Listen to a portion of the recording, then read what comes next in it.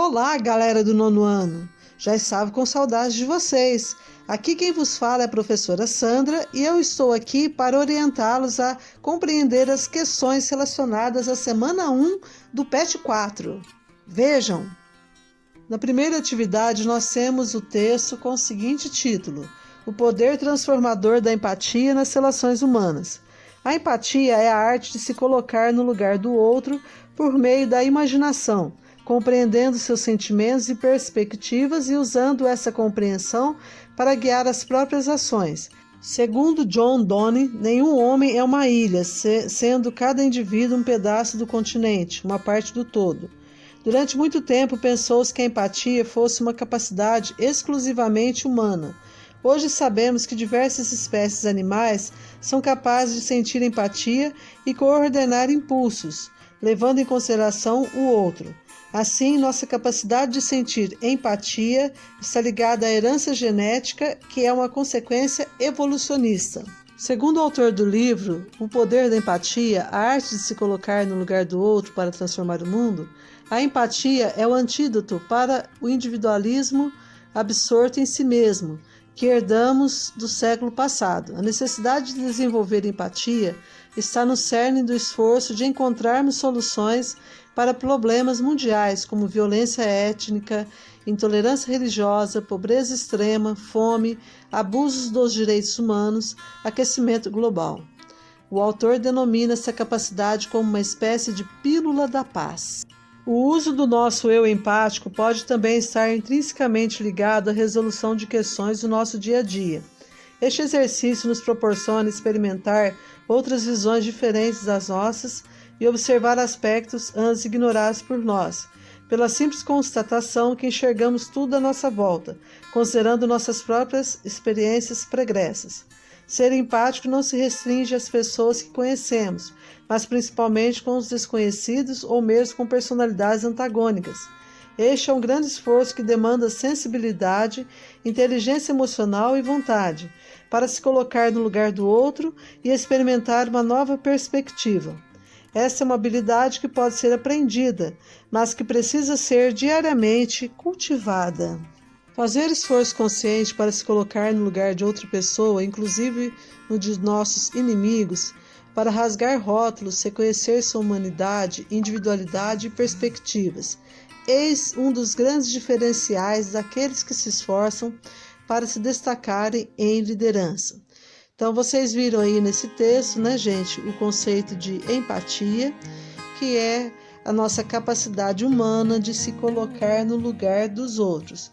Inclusive, conforme foi colocado nesse texto, até mesmo os animais são capazes de ter empatia pelos seus semelhantes. No texto é citado o autor de um livro que diz que a empatia é o remédio para acabar com o individualismo que herdamos no século passado. E ainda diz que há necessidade de se desenvolver a empatia nos dias atuais para encontrarmos soluções para problemas como violência étnica, intolerância religiosa, pobreza extrema, dentre outros.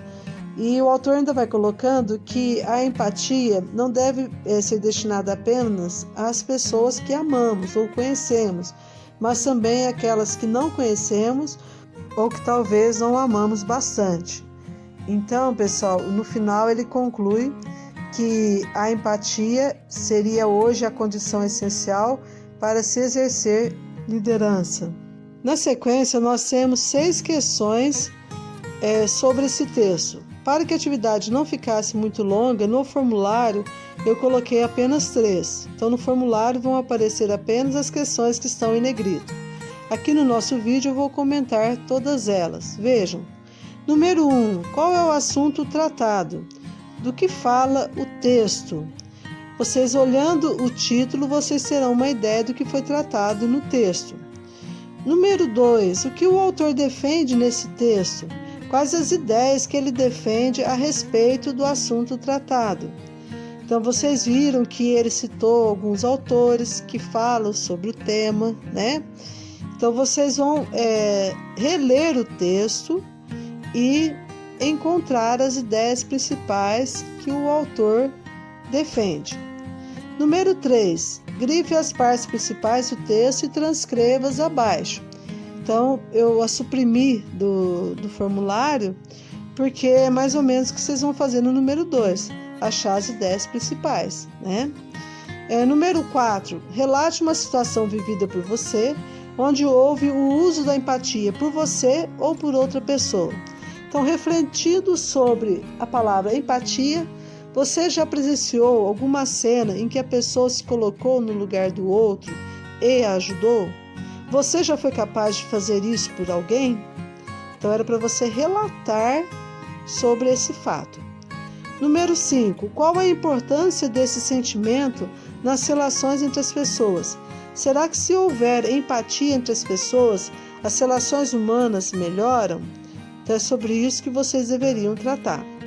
E a número 6. O que o autor quis dizer com a expressão nenhum homem é uma ilha, sendo cada indivíduo um pedaço do continente e uma parte do todo. Para vocês construírem os sentidos desse trecho, seria interessante ler todo o parágrafo. No início do parágrafo, o autor coloca o conceito de empatia e logo a seguir esse pensamento de John Donne. Então, para que vocês saibam o sentido desse trecho, é necessário que vocês estabeleçam uma relação entre o pensamento dele e o conceito de empatia. Então, conforme o pensamento dele, o homem não é uma ilha. Por que ele não é uma ilha? Porque ele vive em sociedade.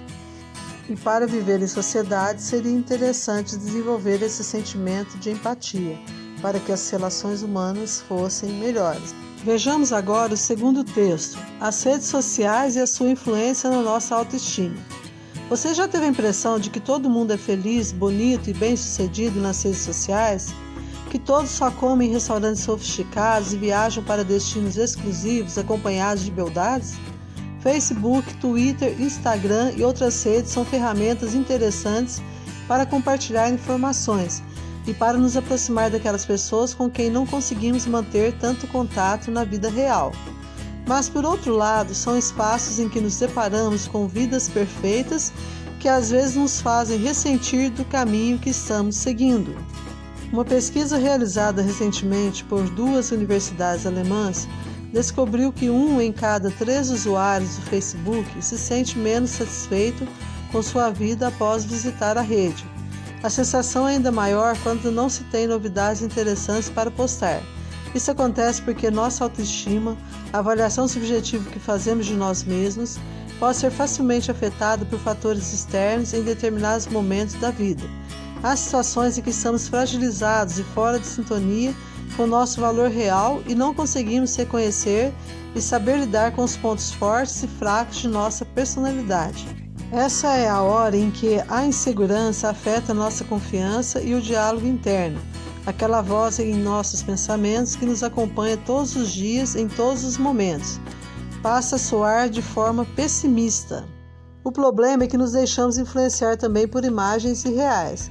Você acredita que todos realmente vivem a vida perfeita postada online? Os usuários das redes sociais falam ali de seus melhores atributos, afinal, estão se expondo para o mundo e querem parecer especiais.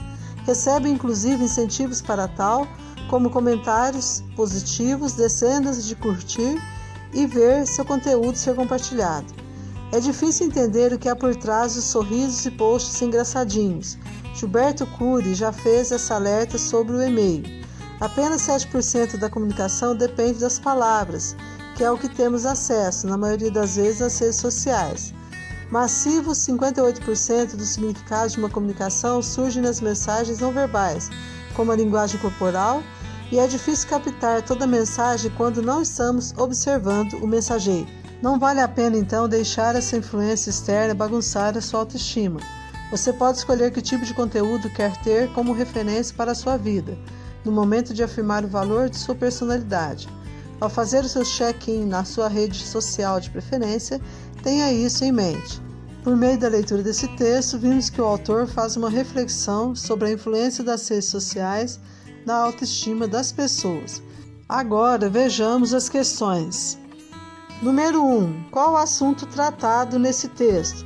Então, mais uma vez, voltem ao título do texto, porque sempre o título traz uma alusão, uma referência ao que vai ser tratado no texto.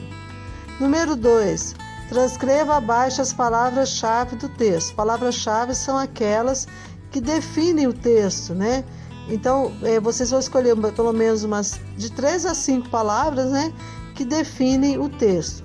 Número 3. Classifique os trechos abaixo em informações principais e informações secundárias.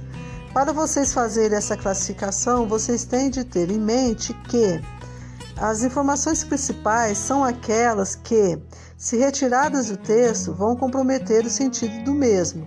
E as informações secundárias são aquelas menos importantes, são aquelas que eu posso retirar, que não vai comprometer o sentido do texto. Então, baseado nisso é que vocês vão responder essa questão. A seguir, nós temos um infográfico para analisar. Pelo título, sabemos que se trata sobre os deficientes no Brasil. Então, qual seria a porcentagem de pessoas que possuem pelo menos um tipo de deficiência em nosso país? Na sequência, nós temos uma definição de infográfico. O que seria um infográfico? Seria uma informação gráfica, também conhecida como infográfico, e é uma forma de apresentar informações, dados ou conhecimentos com o uso de ferramentas visuais, ou seja, linguagem não verbal, né? Eles são muito antigos, os primórdios faziam mapas e outras representações visuais para que as mesmas pudessem ser vistas hoje. O infográfico, portanto, é uma ferramenta que nos auxilia a obter informações de maneira rápida e fácil. Você visualiza e já fica informado sobre determinado assunto. A seguir, nós temos as questões relacionadas ao infográfico que nós vimos. Então, quais os elementos presentes no texto? Então, vocês vão visualizar o infográfico e detalhar os elementos que estão presentes ali, né? Nós temos elementos verbais, elementos não verbais, nós temos os ícones mostrando o tipo de deficiência de cada parcela da população, nós temos linhas pontilhadas, nós temos linhas contínuas. Então, tudo que faz parte do infográfico é elemento dele, né? Então, vocês vão detalhar esses elementos que estão presentes no infográfico. Número 2. Qual número corresponde a 24% dos brasileiros com deficiência? Para obter essa informação, basta visualizar o infográfico novamente. Número 3. Qual a importância do gráfico nesse tipo de texto? O gráfico ajuda a leitura ou não, gente? Ele confere praticidade? Ele confere rapidez à leitura? Então, é isso que vocês têm de pensar na hora de responder essa questão. Número 4. Qual a relevância ou qual a importância desse tipo de texto para a sociedade em geral? Para vocês responderem essa questão, vocês precisam refletir sobre as vantagens desse tipo de leitura para a sociedade, né? Dentre elas, podemos destacar a praticidade, né? Porque apresentam as informações de maneira atraente e rápida, e também nos dá um panorama geral de determinados assuntos. Então, você vai pensar nessas e outras vantagens para que vocês possam responder essa questão. Última questão. Agora transforme as informações do infográfico em um pequeno texto em prosa. Não se esqueça de explicar cada detalhe apresentado. Nessa questão, vocês devem transformar em texto tudo aquilo que vocês observaram no infográfico. Então, vocês vão descrever por meio de texto, né, cada detalhe que vocês observaram no infográfico. Pode ser um texto ou, de repente, pode ser um parágrafo descritivo. Bem, pessoal, chegamos ao final de mais um vídeo. Eu espero que vocês tenham me compreendido. Se ficou alguma dúvida, vocês podem me acessar pelo chat Conexão Escola ou por meio da especialista. Vamos ficar agora com um pensamento sobre a empatia, já que nós tratamos disso ao longo do vídeo. Ter empatia é sentir na pele a dor do outro como se fosse sua e fazer o possível para amenizá-la. Então, a vocês, uma boa semana, bons estudos e fiquem todos com Deus. Um abraço.